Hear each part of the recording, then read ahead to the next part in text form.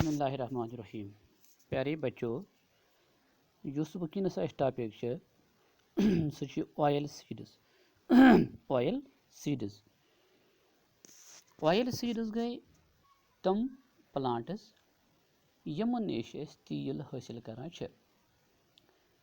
Oil seeds गई तम plants Yemen निश तेल हासिल करान। फॉर एग्जांपल वालनट्स अमन निश तेल नेरान, ग्राउंड नट्स अमन निश तेल नेरान, मस्टर्ड यथ तिल गोगुल वनान अत तेल नेरान, सनफ्लावर अत तेल नेरान, etcetera etcetera.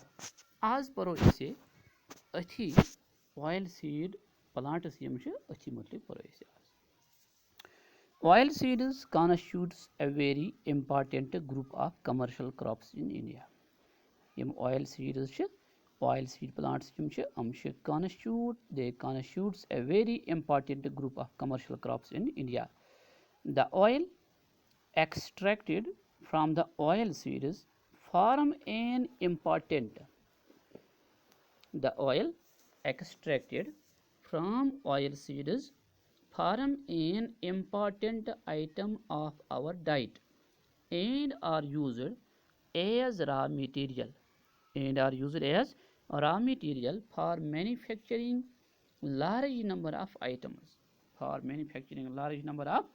items like paints, varnishes, hydrogenated oil, soaps, perfumery, lubricants, etc.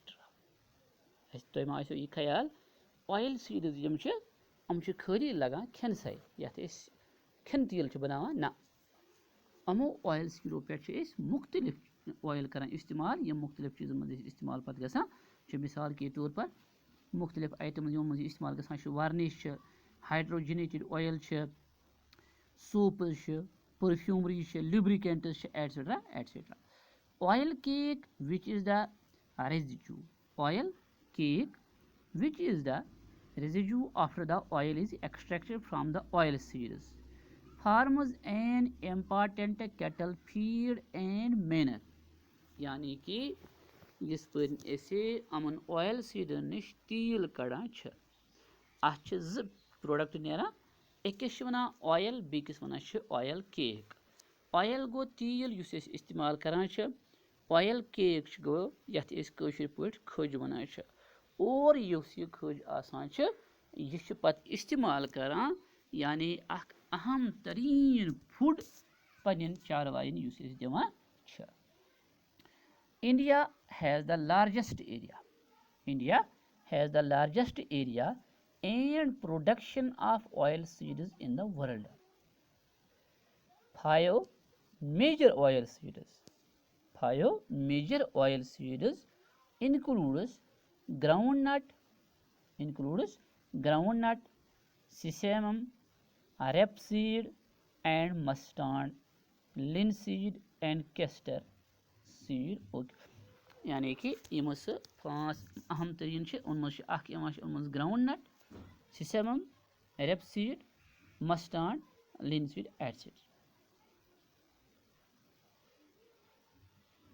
अम हिंदुस्तानस मज यम ऑयल सीड्स अम सफिशेंट एरिया कवर करान युस कि जन नेट सावन एरिया कुल मिला के यम ते ऑयल सीड्स अगर वो अम वन तकरीबन 20% नेट सावन एरिया कवर करान।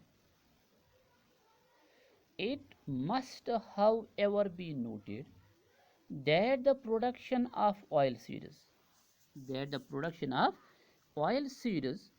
has always fallen short of our demand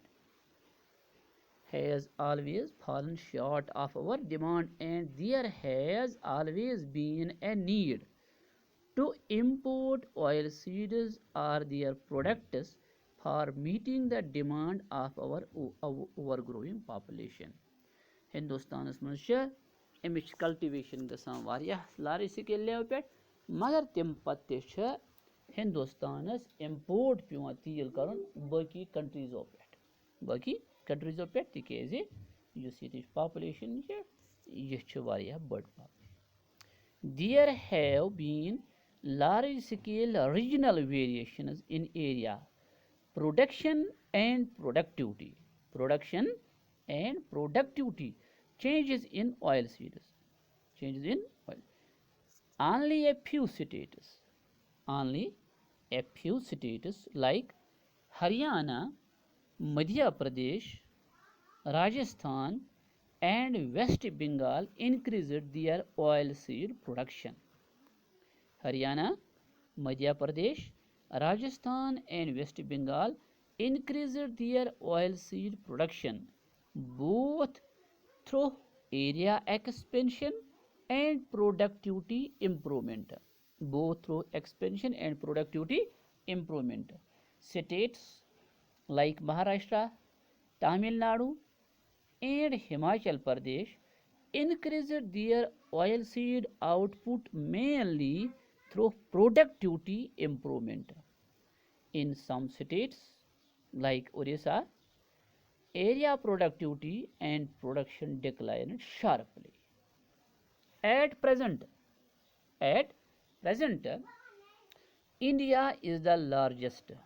At present, India is the largest producer of groundnut, sesame, rapeseed, and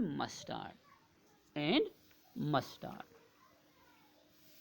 Who is yus ye oil seeds yum ch Kapoor कन कथ status मज ज्यादा पहनस वोपदान अगर वो production के लिहाज तेल सरियों मज ज्यादा नंबर 1 पे मध्य प्रदेश, दोयमिस नंबरस पे महाराष्ट्र, त्रेयमिस नंबरस पे राजस्थान, चूरमिस नंबरस पे गुजरात, पांचमिस नंबरस पे गो आंध्र प्रदेश, शेमिस नंबरस पे गो झारखंड, सतमिस नंबरस पे गो तमिल नाडु. ऑलमोस्ट तमाम स्टेटन मज ऑयल सीडन हंस कल्टिवेशन गसान, मगर यम मे तुह वन यानी कि मध्य प्रदेश, महाराष्ट्र, राजस्थान